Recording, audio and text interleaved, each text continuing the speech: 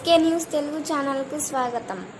అనంతపురం జిల్లా కళ్యాణదుర్గం పట్టణంలో కలకత్తాలోని జూనియర్ వైద్యురాలుపై జరిగిన అత్యాచార ఘటనకు సంఘీభావం తెలుపుతూ కొవ్వొత్తుల ర్యాలీ నిర్వహించిన వైద్యులు ఇండియన్ మెడికల్ అసోసియేషన్ ఆధ్వర్యంలో వైద్యులు కొవ్వొత్తుల ర్యాలీ నిర్వహించారు.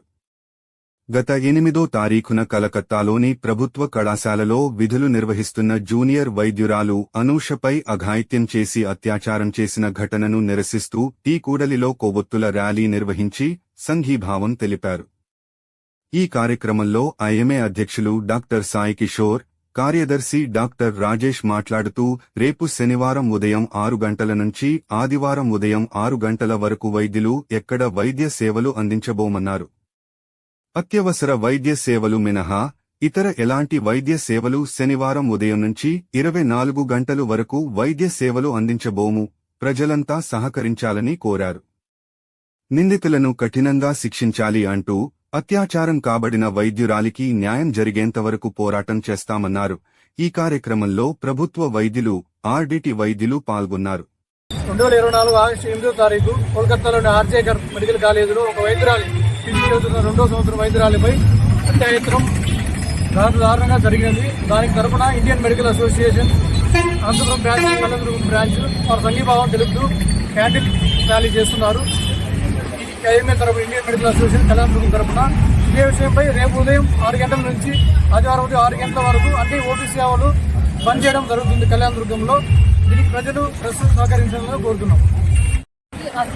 ఘోరంగా అత్యాచారం చేసి హత్య చేశారు. దానిని బట్టి ఈరోజు మేము ఇక్కడ ప్రొటెస్ట్ చేస్తున్నాము. ఇక్కడ ఎంతో మంది జనాలకి నేను అడిగిన వాళ్ళకి ఇలా జరిగిందని కూడా తెలియదు. అదే నార్మల్ ఒక అమ్మాయికి జరిగితే మాత్రం చాలా ప్రొటెస్ట్లు చేసి న్యూస్ టీవీలో అంతా మారుమోగిపోయేది. ఇప్పటికైతే ఎక్కడ ఏ న్యూస్ ఛానల్లో కానీ ఇంత జరగట్లేదు. ఎందుకు? ఒక డాక్టర్ అనే కదా, ఇదే ఒక మేము కానీ సేవలు చేయకపోతే ఎవరైనా రక్షింపబడతారా? అలాంటి సేవియర్స్ అయిన మా కోసమే ఎక్కడ రక్షణ లేదు. ఆ రక్షణ కోసం మేము ఇప్పుడు పోరాడుతున్నాము. ఖచ్చితంగా అమ్మాయికి న్యాయం జరగాలి. దీని కోసం గవర్నమెంట్ ఎలాగైనా సరైన లాస్ తీసుకురావాలి. మాకే రక్షణ లేకపోతే మేము ఇంకా వేరే వాళ్ళని ఎలా రక్షించగలం? ఇది ఒక డాక్టర్ గురించే కాదు, మీ సొంత అమ్మాయిలు అయితే ఇలాగే చేస్తారా? అలాగే వదిలేస్తారా? ఈరోజు ఒక డాక్టర్కి జరిగింది, రేపు ఎవరికైనా జరగచ్చు, ఏ అమ్మాయికైనా జరగచ్చు. సో ఖచ్చితంగా కఠిన శిక్ష పడాలి, ఉరి తీయాలి వాళ్ళని. అలాంటి లాస్ తీసుకురావాలని చెప్పి మేము ప్రొటెస్ట్ చేస్తున్నాము.